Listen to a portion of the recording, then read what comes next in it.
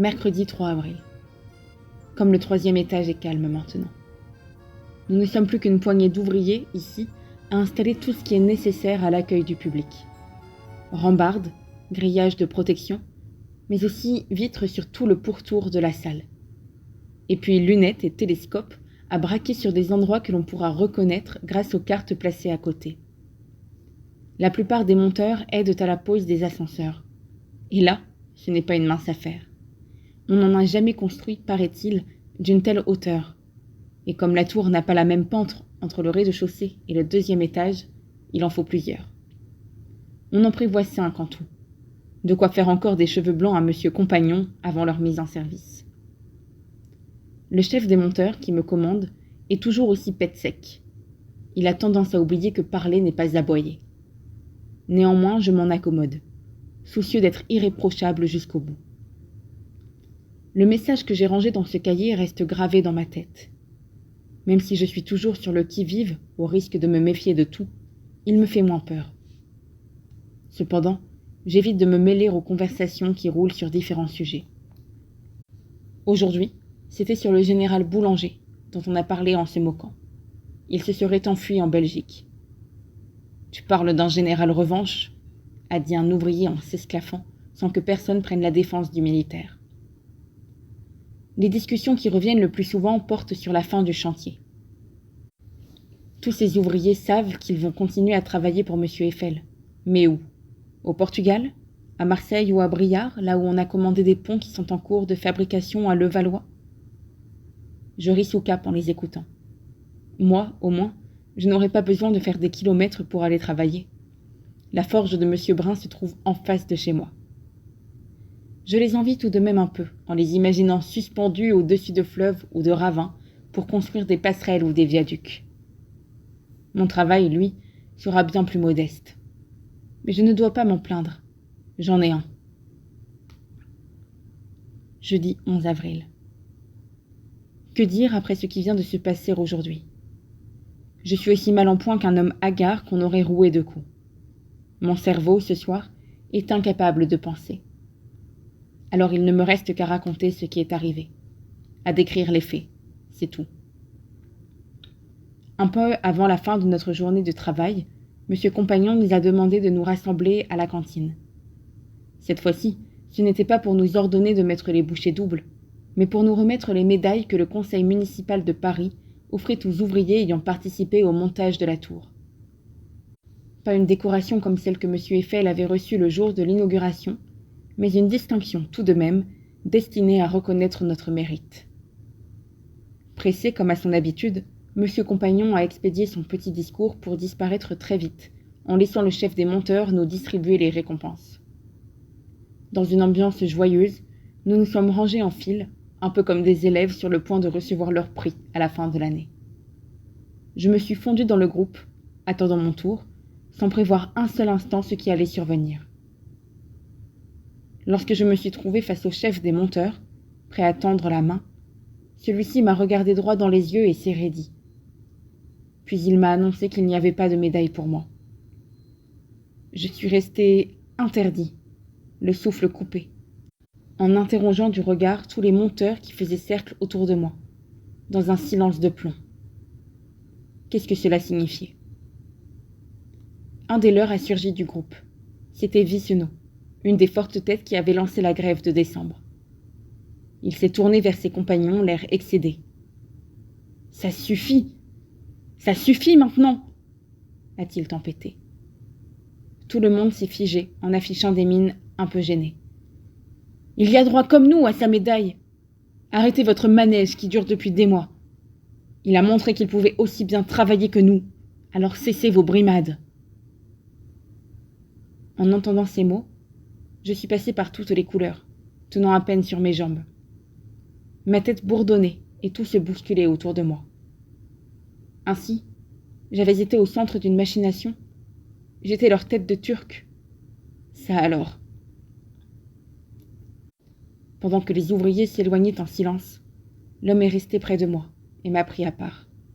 « Écoute, garçon, quand tu as remplacé Gastineau, un de ceux qui ont fait le bras de fer avec le patron en décembre, tu es devenu un chien jaune. Comme nous tous, je t'en ai voulu. Mais quand ils ont commencé à s'acharner sur toi de plus en plus méchamment, je n'étais pas d'accord.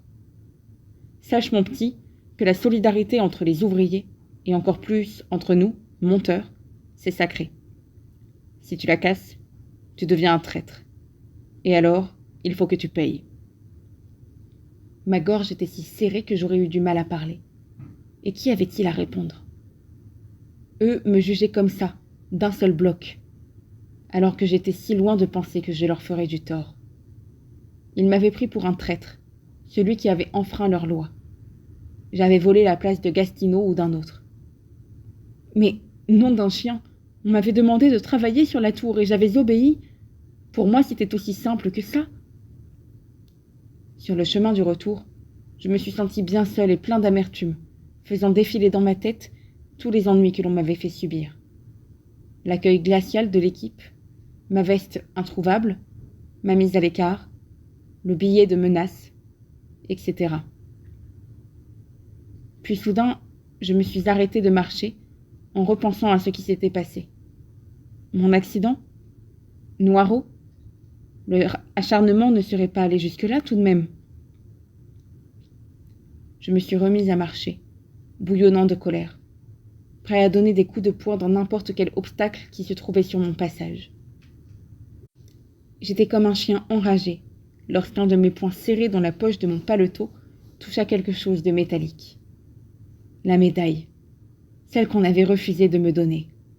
Ça alors. Ce Vicenot était décidément bien bon. Il avait dû la glisser dans la poche en me parlant. Et moi, dans mon état de torpeur, je ne m'étais aperçu de rien. Quand j'ai franchi le seuil de la boutique, je ne sais pas ce qui m'a pris. Je me suis mis à pleurer, comme un petit garçon à la recherche de réconfort. C'était bien malvenu. Il y avait la dernière personne que j'aurais aimé voir à ce moment-là. Monsieur Violet, en grande conversation avec ma mère. Sans rien dire, j'ai enjambé les tas de linge qui jonchaient le sol pour filer directement dans ma chambre, où j'écris depuis que je suis rentrée. Après les brimades, ce sont les reproches de maman qu'il va falloir supporter ce soir. D'ailleurs, au point où j'en suis maintenant, ça m'est bien égal. Samedi 13 avril. J'ai rejoint mon grenier que j'avais délaissé pendant tout cet hiver. Quel plaisir de me retrouver ici, libre, un peu à l'écart de la vie de la maison et de la boutique. Dans mon refuge, je n'ai plus à supporter les remarques acides et les regards noirs de maman depuis notre dispute de jeudi dernier. Elle s'est mise en colère à cause de mon impolitesse à l'égard de monsieur Violet l'autre jour à la boutique, et elle n'a pas supporté que je refuse d'aller chez lui demain pour lui donner un coup de main. « Tu sais, Léon, il est bien embêté, » a commencé ma mère avec prudence. « Il donne une réception dimanche et un de ses domestiques est malade. Alors il est venu me demander si je connaissais quelqu'un qui pourrait l'aider, et j'ai tout de suite pensé à toi. » Mon sang n'a fait qu'un tour. J'ai bondi de ma chaise en hurlant « N'y compte pas, je n'irai pas. » Il est vrai que j'en avais gros sur le cœur à la fin de cette journée de jeudi. Mais me parler de monsieur Violet qui rôde sans cesse autour de nous, ça, non. Maman met mon énervement sur le compte de la disparition de Noiraud. Voilà presque un mois que je ne l'ai pas revu. Elle a tenté de m'amadouer, de m'embobiner avec des flatteries. Rien n'y a fait. Je n'ai pas cédé, et on s'est fâché. Le silence de cette pièce me fait du bien. Il m'aide à fixer mon attention et à mettre à distance la violence et la dureté dont j'ai fait les frais. Mais j'ai du mal à comprendre, et encore plus à accepter. Chaque instant de cette horrible séance de jeudi reste fixé dans ma tête.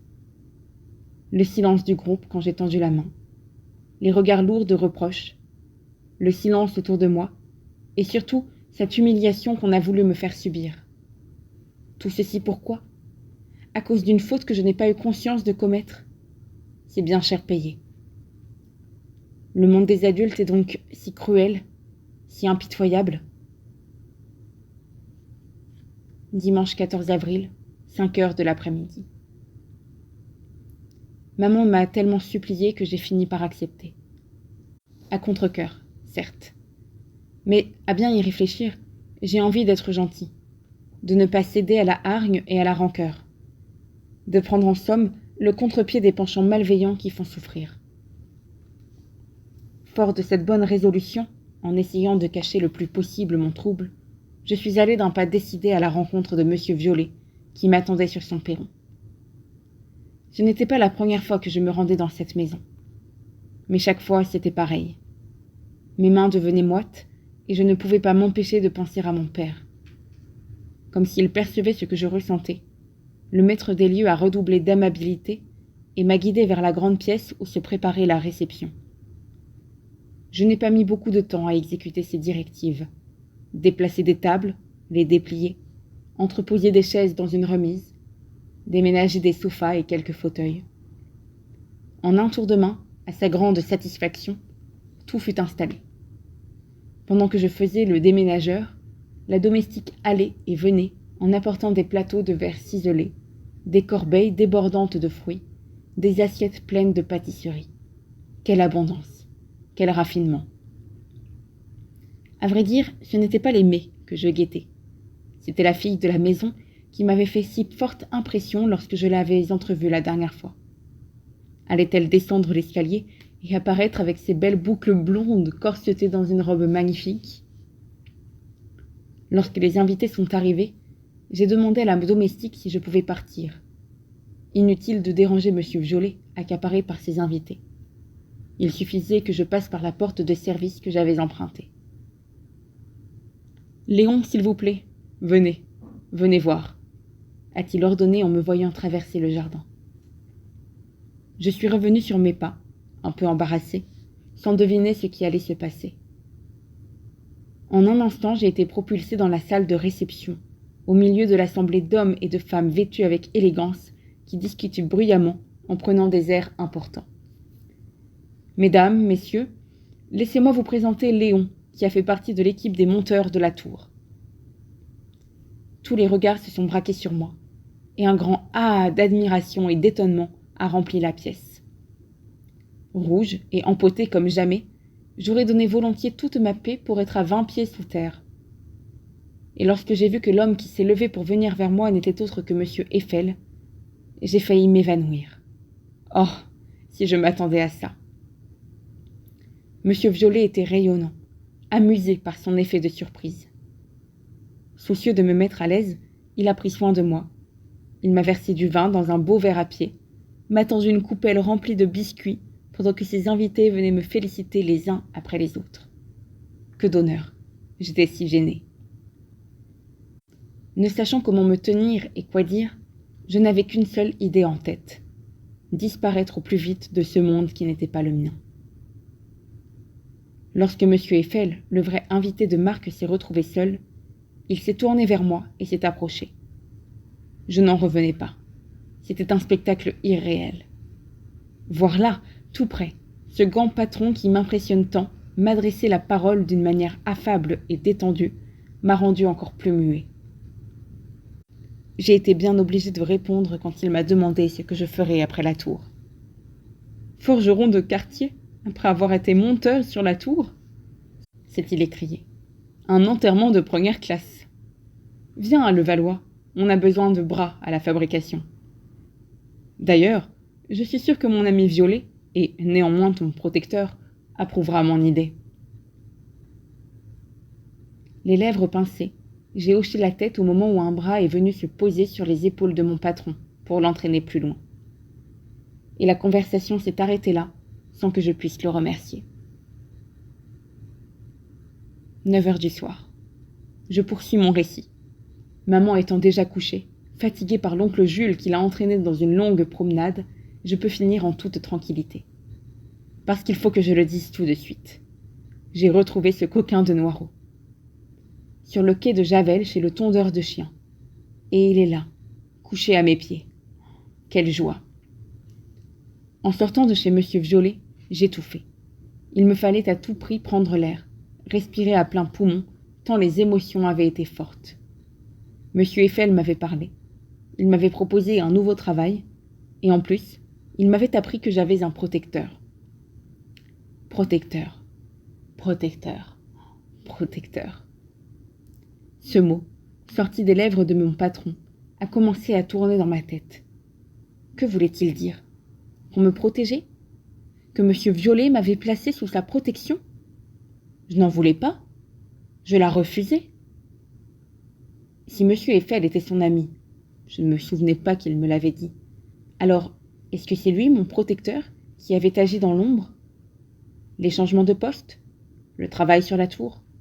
La bienveillance et les encouragements de M. Compagnon? Était-ce lui, derrière tout cela? Si je ne m'étais pas retenue, j'aurais hurlé de colère, de rage. Ce monsieur Violet qui se collait à moi comme une sangsue pour me faire du bien alors qu'il cherchait à se racheter, je le haïssais. Sans m'en rendre compte, j'étais arrivée sur les berges de la Seine, où une foule endimanchée déambulait avec nonchalance. Ma fureur s'est peu à peu apaisée. Lorsque je me suis approchée du tondeur, elle a disparu en un éclair. Là, là. Eh ben, mon toutou, mon Noiraud, que fais-tu ici?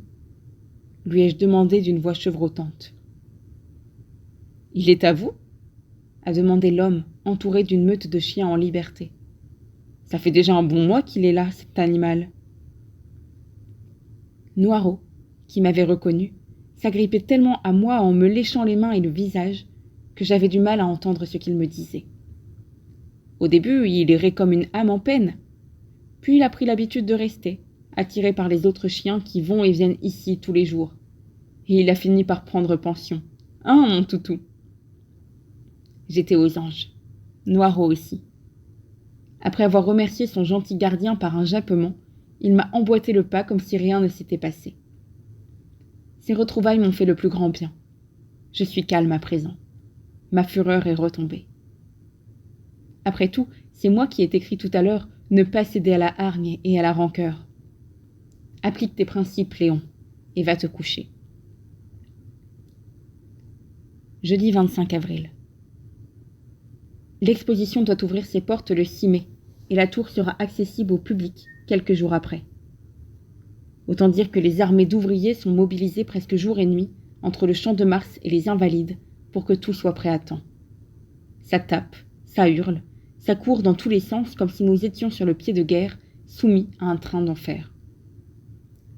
Le soir, aussitôt mon bol de soupe avalé, je me couche. Sauf aujourd'hui, où j'ai trouvé la force de venir ici, écrire quelques phrases. La tour change à vue d'œil, et je le regrette un peu. On l'habille, on la pare en y installant un tas d'accessoires qui la rendent peu à peu méconnaissable.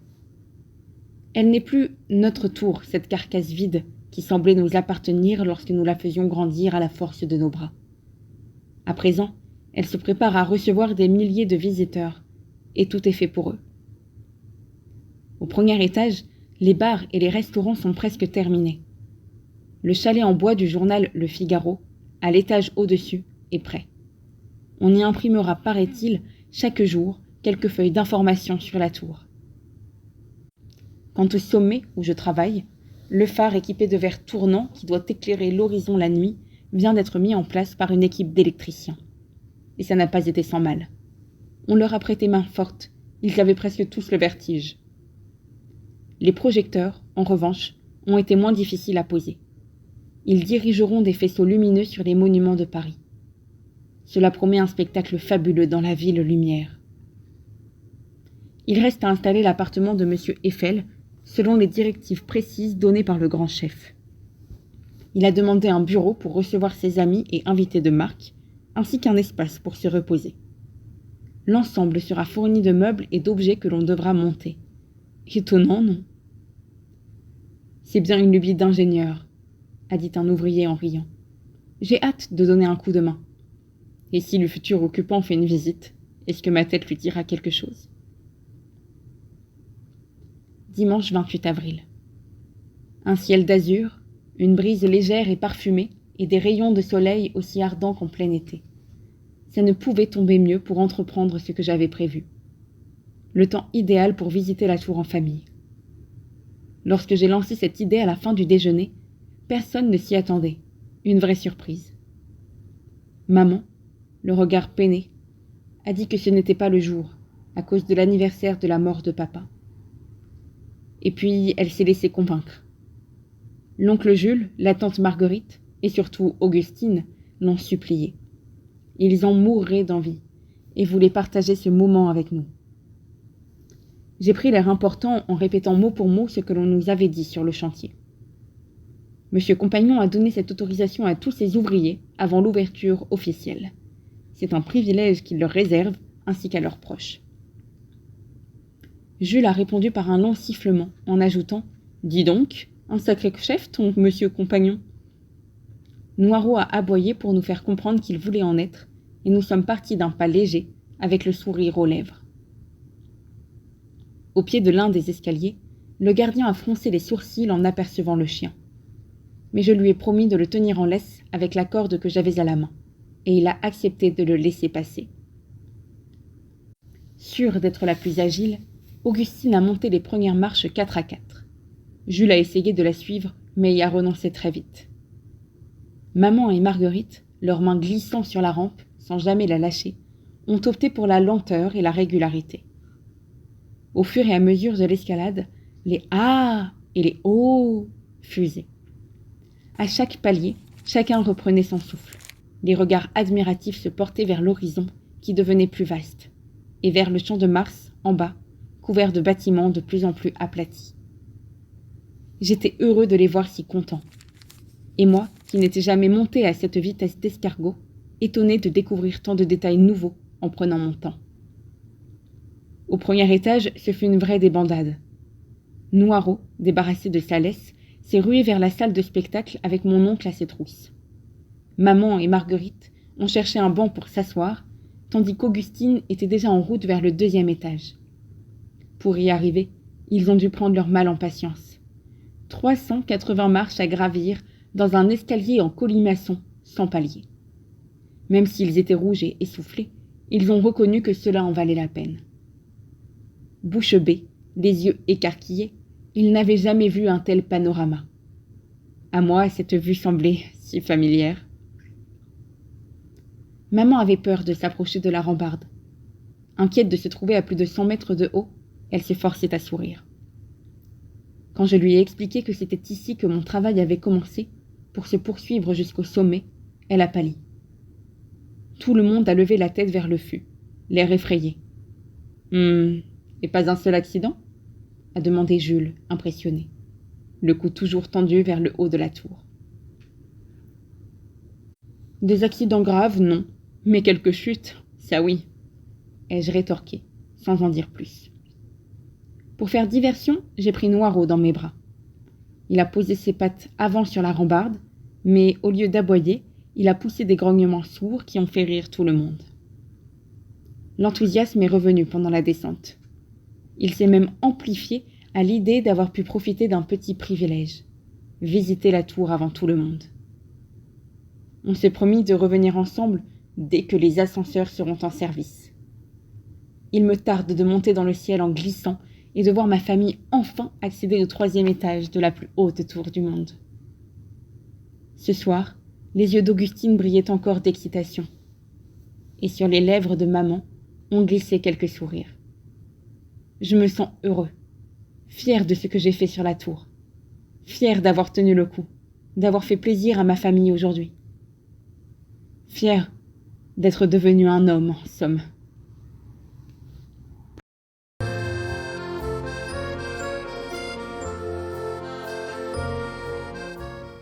Dimanche 12 mai. Et dire que j'ai hésité lorsque Gustave a sifflé en bas de la maison pour me demander de l'accompagner à l'exposition. J'étais un vrai sot. Ce que j'ai vu est extraordinaire, stupéfiant. J'en ai encore le tournis. Première visite, la galerie des machines. Gustave a foncé droit vers elle. C'était tellement évident pour lui de commencer par là. Il a fallu jouer des coudes pour approcher les machines qui, en pleine action, faisaient la démonstration de leur pouvoir sous nos yeux. Fabriquer du papier, l'imprimer, tisser des étoffes, le tout à une allure folle. « Nom d'un pétard !» s'est exclamé ahuri un visiteur. Le stand le plus couru était celui de l'électricité. Là, on présente tout ce qu'elle permet de faire. D'abord des lampes qui servent à éclairer. Celles qui étaient installées par centaines projetaient une lumière si vive que j'ai été obligée de cligner des yeux. Impossible de les regarder fixement. Gustave m'a tiré par la manche pour que je regarde l'homme en train de converser avec un autre se trouvant à Bruxelles, en Belgique, à l'aide d'un appareil, le téléphone. « Tu y crois, toi, à ce boniment ?» J'étais perplexe. On s'est dégourdi les jambes en marchant jusqu'à l'esplanade des Invalides réservée aux colonies. Riant, courant, on a tout exploré. Les pagodes du Tonkin, les tentes de Kabylie, les maisons du Caire, le village du Sénégal. On a eu chaud, mais on n'a pas été déçus. Ça non alors, quel spectacle! Des habitants des colonies, habillés avec les vêtements qu'ils portent chez eux, montraient comment ils travaillent la laine, le cuir ou le métal. Du côté de l'Asie, c'étaient des pousse-pousse qui circulaient entre les kiosques et les pavillons. Leurs conducteurs, coiffés de chapeaux pointus, les tiraient en marchant pieds nus. Gustave aurait bien voulu essayer un pareil attelage, mais j'ai préféré prendre le petit train qui nous a déposés au pied de la tour. À la vitesse de 10 km/h, j'ai trouvé le trajet grisant. J'ai observé la foule qui s'était mise à refluer à contre-cœur vers la sortie, dès que les clairons ont retenti.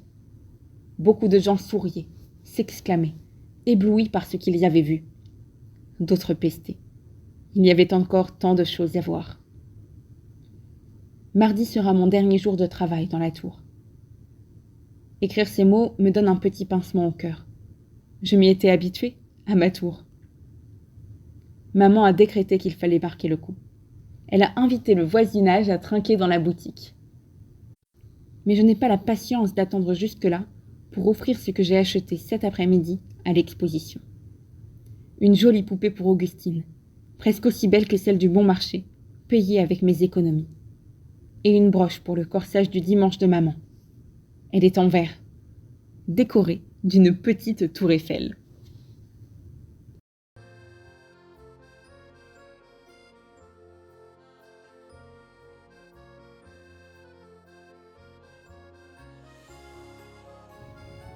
Épilogue. Dès son ouverture au public, le 15 mai 1889, la tour a volé la vedette à toutes les attractions de l'exposition. C'est elle qu'on venait voir. De près, de loin, avant de tenter l'ascension. Dans une cohue indescriptible, on s'est bousculé à ses pieds et on s'est rué pour l'escalader. 29 000 visiteurs la première semaine, alors que les ascenseurs n'étaient pas en service. Et une moyenne de 12 000 par jour pendant les 6 mois qu'a duré l'exposition, où elle a régné sans partage. Contrairement à ce qui était prévu, la tour ne fut ni démontée ni démolie. Elle prouva son utilité en raison des services qu'elle rendit à la science, notamment aux télécommunications. En 1909, Léon, âgé de 34 ans, épousa une veuve prénommée Rose, la fille de M. Violet, celle qui l'avait charmé lorsqu'il s'était rendu chez ses parents pour livrer du linge. À force de travail et d'obstination, il suivit des cours du soir et devint ingénieur dans la métallurgie.